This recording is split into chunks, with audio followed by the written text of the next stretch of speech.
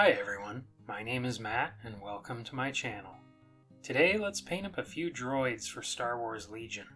We'll paint C-3PO, R2D2, and an Imperial Probe Droid. And then we'll give each model a snowy base to resemble the planet Hoth. So grab your brushes and let's get started. After assembling the model, I undercoated it with black primer and then mounted it to a cork for easier handling. I began by base coating the model with Iron Hand steel. You could use an airbrush to paint this layer if you want to, or you could just use a regular brush. After the first layer dried, I painted a second for a bright, opaque finish. Next, I dry brushed the model with Stormhost Silver. I like to use a large, cheap craft brush. Load it with a small amount of paint, and then wipe off most of it on a paper towel. Gently drag the brush across the model, and the highlights will naturally build up on the raised edges. Don't just brush in one direction only. You'll get much smoother results if you keep changing the angle and brush in different directions. There are lots of different kinds of dry brushing products on the market, and you could definitely use one of those if you want to. Next, I painted over everything but the leg with a mix of equal parts Nazdreg yellow and contrast medium. This yellow layer works like a glaze and it tints all the layers of silver beneath it, and the end result looks like gold or brass. You could easily base coat with a gold paint instead if you want to. Starting with a silver base coat can result in a much more vibrant looking gold, and it usually takes fewer layers of paint as well.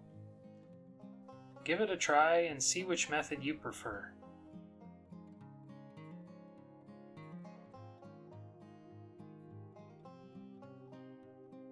Next, I shaded the whole model with Nuln Oil. I like to apply plenty of paint so it flows into all the recesses, and then use the brush to soak up any excess. Try to direct the paint into the crevices and away from the smooth areas. It'll help increase the contrast by making the shadows darker and the raised areas brighter.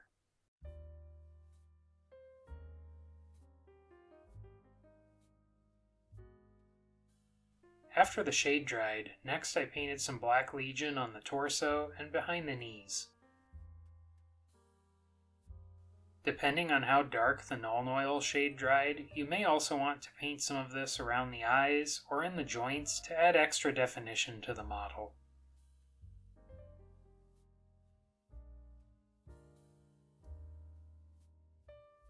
Next, I used a very sharp brush to paint the eyes with Toxic Yellow, leaving a narrow black outline and a black dot in the center.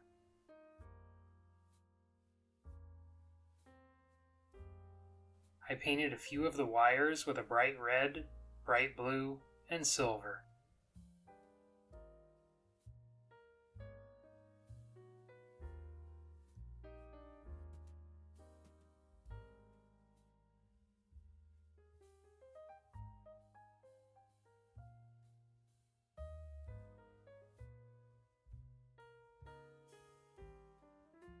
I also painted the shoulder and neck joints with Iron Hand steel.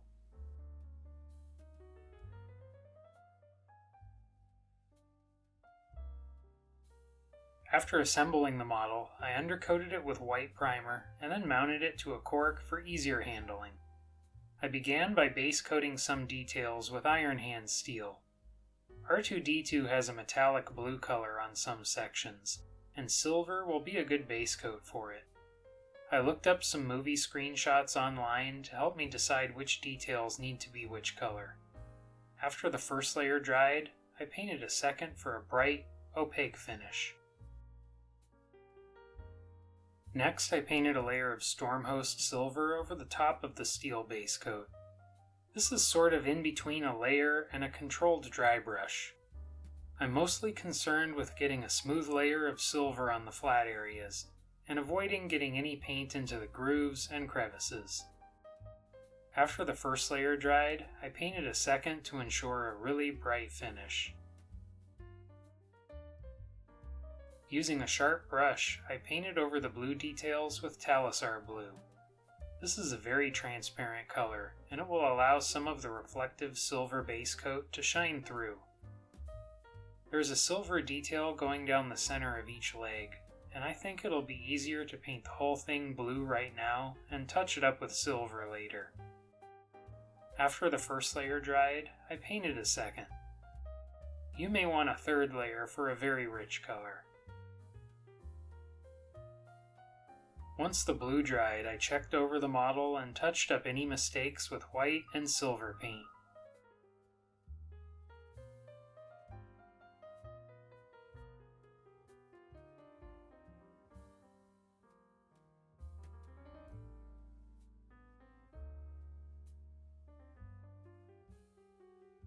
Next, I shaded the entire model with a mix of about equal parts Nuln Oil and Lahmian Medium. I think Nuln Oil is a little too strong right out of the pot, and I want the white to stay fairly bright. I think diluting the shade was the right choice here. That way I don't have to go back and re-highlight with white.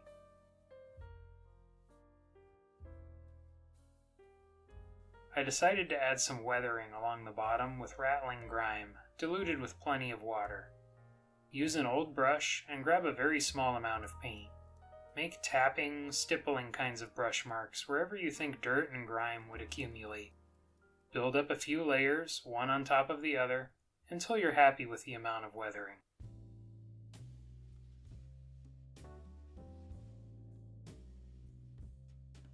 Next, I painted a few of the lenses with white paint, leaving a narrow, black outline.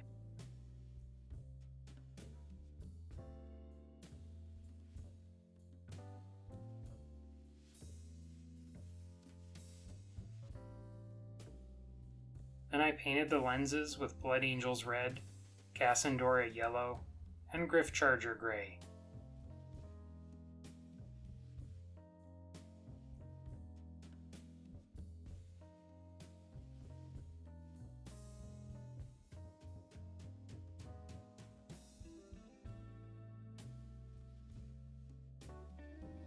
I painted the large central lens with black paint.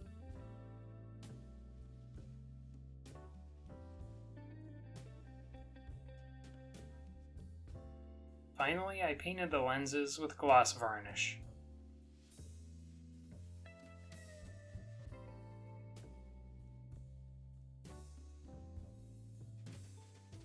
After assembling the model, I drilled a hole in the underside and glued a long piece of wire.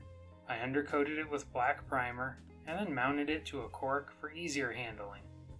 It'll be easier to paint this way, and then I'll attach it to the flying stand after painting. I'd like the model to be a really dark metal color, almost black.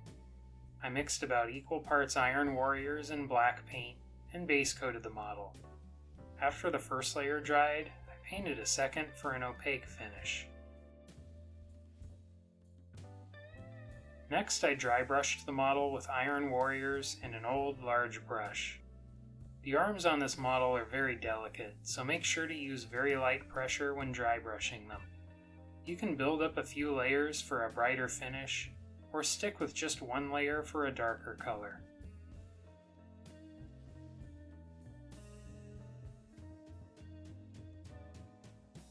With the dry brushing finish, next I shaded the model all over with a layer of Nuln Oil. Now is a great time for me to ask you to do those YouTube things that we all love so much. If you're liking the video so far, please give it a like.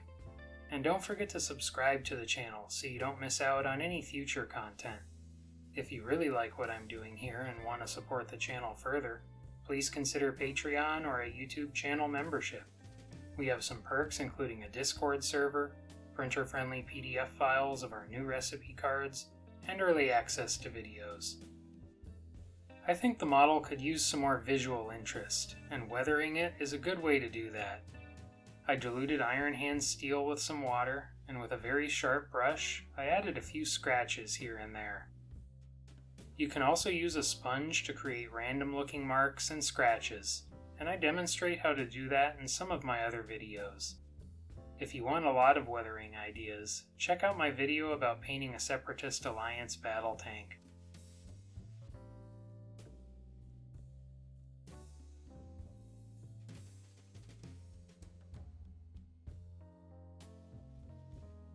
I'd like to add a little rust to the model.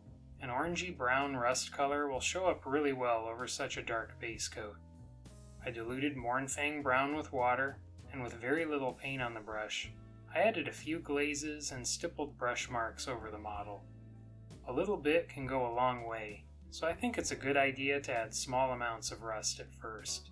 You can always add more layers if you want.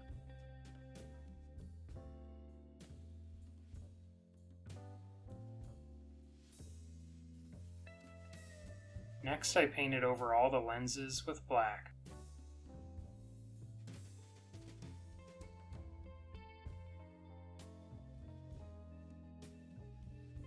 I'd like some of the lenses to look illuminated, so I painted those with white paint, leaving a narrow black outline.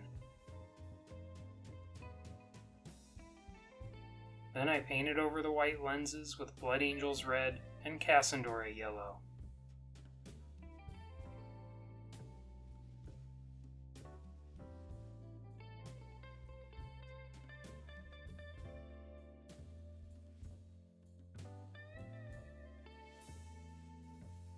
Next, I coated the lenses in gloss varnish so they look like glass.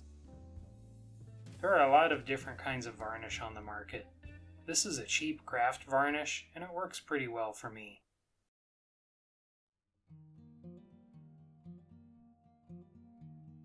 Finally, I attached the models to the flying stands.